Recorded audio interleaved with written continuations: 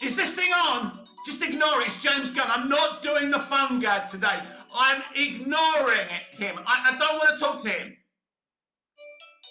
All right, I'm going to answer it just to shut him up. Oh. Hello? Hello, James. Yes, I was ignoring you. People are getting fed up of us talking at the beginning of our videos. What do you want? You're doing more test screenings. Why? Enough. You're going to do reshoots. No, why are you changing your movie? Just go with what you've already done. You're going to change something. You're going to change the actor who plays Jor-El. Who are you going to bring in then? Eddie Murphy? But Eddie Murphy's black. And Superman, David Corenswet's white. Laura had an affair. I don't want to talk to you anymore. Goodbye. Welcome back to Movies TV Mad. I'm Nick, your host with the most to start your girlfriends and your wives. You can follow me on X, Twitter at Movies TV Mad, and on Instagram and on threads that nobody ever goes on at Movies TV Mad X, and on TikTok, Mad Mickey's World, and on Snapchat, BMouth60. Mick, your host with the most, and I'm very proud of that fact. A very warm welcome to Sunday's edition of the DCU Daily. Now, according to Chris Gore, I nearly forgot his name there, according to Chris Gore, who runs the Film Threat YouTube channel, he's a very connected guy, a very good guy. When he says something, right, it's happening, it's true, we can trust Chris Gore. He's got a lot of connections in the entertainment film industry. He says that they're going to be doing some reshoots for Superman. Now, what I don't know to tell you, and I wish I did know, is if they're extensive reshoots or huge reshoots. Now, a few weeks ago, James Gunn said he would be going back to do a few reshoots, a few small things. That's according to him. Now, I don't know why he mentioned it. I don't think he should have mentioned it. But I'm starting to suspect that these will be extensive reshoots.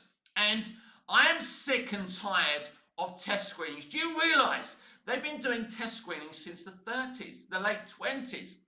It's an old way of making movies. For me, right, I have a dream of launching my own Movies TV Mad entertainment company. My first two movies will be Saving Judy Garland and a silent movie called Human Nature. That's a gut feeling. I had the idea of doing these stories from a gut, from being inspired, right? I thought, a silent movie, that could be interesting. A Hans Zimmer type of score, no dialogue, no subtitles. It could be a very challenging project. If I have a gut feeling about story, I make my movie, I write my script, and then I start listening to a bunch of people in a test screening, or twats on Twitter. I should copyright that, twats on Twitter. And I keep on changing my mind because people keep on moaning and complaining. Art is subjective. You cannot please everyone. And this is what I keep on saying, that this industry needs to begin to become an art form rather than an industry, because the money no longer is there for this to be an industry any longer. And that's the huge problem. And they have to pay each other a lot less money. Movies have to cost less. But here's the problem. Movies have a lot of money riding on them. And that's part of the problem. So you have a gut feeling for a Superman movie. You write your script, you make your movie. And this is an interesting thing because James Gunn hardly ever goes back and does reshoots. I don't think he ever does reshoots, right? He makes his movie. He's always bragged about, if you're organised and you do the right things while you're making the movie, there's no need for reshoots. So clearly, the reshoots aren't his idea. So I hate the idea of test screenings. I hate reshoots. And I think you should just go with the movie that you've made. And also, what's he going to change? I just think this is really problematic. But this goes back to all the leaks, the Reddit leaks from the test screenings. They're all true. Chris Gore himself spoke to two people who saw a test screening. One person loved it and one person didn't like it so much. It's subjective. Just because the person didn't like it doesn't mean it's a bad movie. Just because another person liked the test screening, it doesn't mean It's going to be a great movie.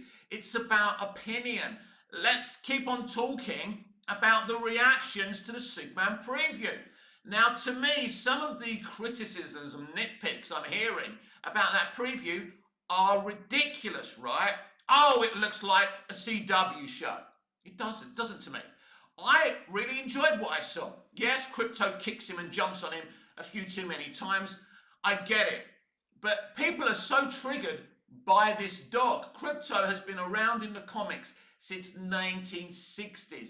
But look, I don't try and gag people. I believe everyone is entitled to their own opinions. So if you wanna, if you wanna drench this movie in poison, that's up to you. And it's purposely done. They hope that there's so much negativity surrounding this movie that people won't go to see it. We understand that a lot of Snyderverse fans want this movie to fail. They have wet dreams about this movie failing. And I understand why they're frustrated and angry, as I said yesterday. I get it. I love Zack Snyder's movies.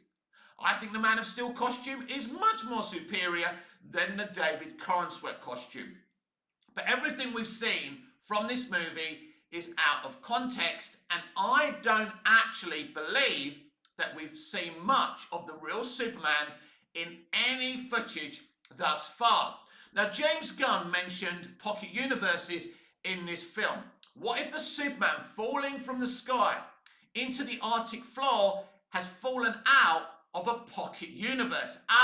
None of you lot thought about that. So maybe he's not actually the main Superman. Maybe the Superman flying in that horrible TV spot isn't the real Superman. I don't know, right? We kind of know there's an Ultraman type of character in this movie. What if there's plenty of different versions?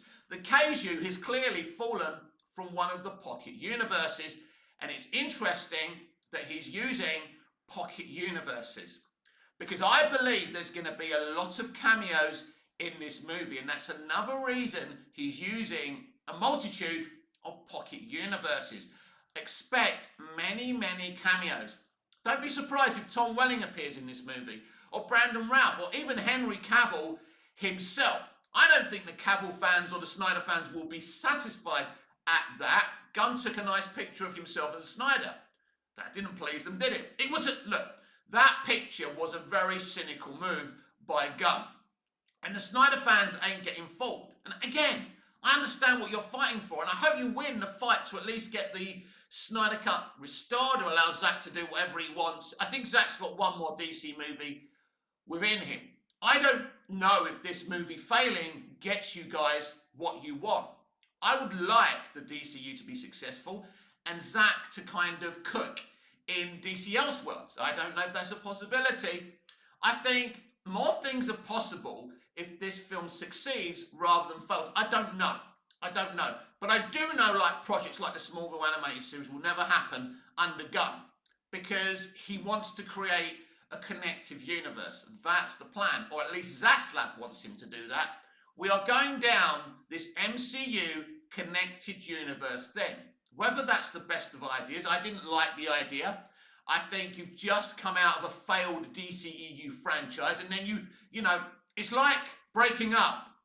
Coming out of a toxic relationship and jumping into another relationship with another woman or guy or whoever straight away. It's not a good idea. Let yourself rest, let yourself heal. But they didn't do that. It's another connected universe. We're going to do it better. We know better than the other lot. Of course you do. Look at all the mistakes they've already made. Instead of waiting for Superman to be released to see how much money they made or didn't make from it, they're announcing all these projects without knowing if this film's going to be successful. It's crazy. But the interesting thing about the criticism of the preview, it's not just coming from Cavill fans or Snyderverse fans. There's different people saying different things. Now, I warned about this, didn't I? Months ago I was saying James Gunn's going to find very quickly, especially during the marketing when he releases trailers and footage, that making a Superman movie isn't the same thing as making a Guardians of the Galaxy movie or a Suicide Squad movie. Everybody knows Superman. There's always this BS about, oh, he's not relevant, nobody cares about Superman. They do. He's one of the most famous fictional characters in the history of fictional characters. Everyone has an opinion of Superman. It's very difficult these days to make a successful Superman movie project because everybody wants different things. It's very difficult. It's a hard nut to crack. But what if he cracks it? Because it's interesting, the teaser I really liked. The preview footage I personally really liked. You know, apparently the robots are goofy. I don't think the robots are goofy. I think I've seen them like that in animated shows and animated movies, and I've read some comics before with them acting like that. So I don't really know what people want. But it's clear, the Snyder fans only want Zack Snyder making DC movies. That's not who I am, right? I'm not a one-size-fits-all.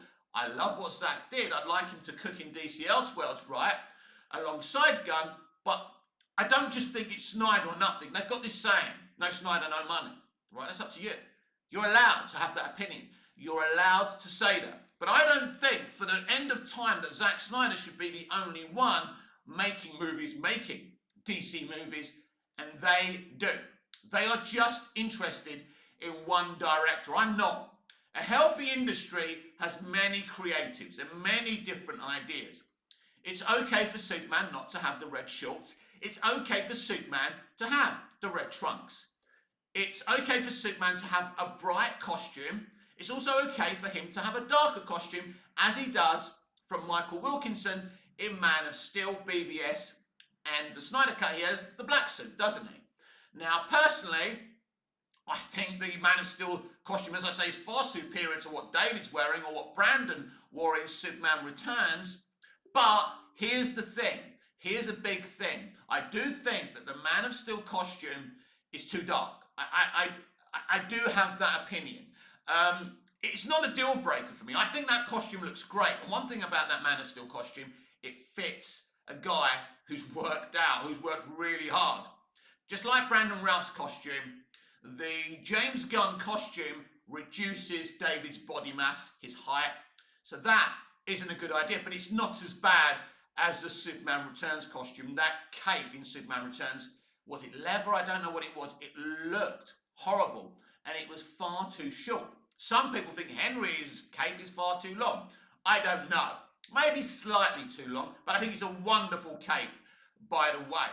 But and this is the thing about Superman. But these things shouldn't be deal breakers. Ultimately, if the man's made a really good film, it doesn't matter what people say on Twitter. And this is the problem with the test screenings, right? You're going to change your movie because one person liked it and one person didn't like it. You can't win. Look at what happened with Snow White, right? They made a movie, right? They were going to have proper little people to play the dwarves. All of a sudden, Peter Dinklage loses his crap screaming about how stupid it is that little people are still playing dwarves. What do? They take the little actors out, right? They were going to make money. They had work. Peter Dinklage is actually ruined. You know, it's all right for Peter. He's got money. He's successful. But he's taking work away from people within his community, and they're not happy with him, and they're taking, apparently, allegedly, they're taking Disney to court over it. All because Disney's, listened to criticism and took those little actors out. Ridiculous. You ruin your movie. Everybody mocked those CGI dwarves, didn't they? It was ridiculous. It's live action. It's not supposed to be a damn CGI movie or cartoon. So Rachel Zegler wasn't the only problem. Again, listening to criticism, right? You've made your movie. You've taken your shot. As I say, a movie is a gut feeling. It's a gamble. It should be a risk. But there's so much money, riding on these movies now. And this is why I say movies today need to be more of an art form rather than an industry, because there's far too much. There's far too much money riding on them. And what happens? Today, right, when they do all these test screenings and they change the movies, how many movies end up flopping because they changed them? Many. Would have Superman Returns made more money if they didn't cut out the Return to Krypton sequence? Why did they cut it out? Because they wanted the movie to be shorter so they could have more views. Did they get more viewings? No. Because that Return to Krypton sequence was integral to the synopsis and to the movie Singer was trying to tell. the more you test the movie, the more opinions you listen to, the worse the situation will become.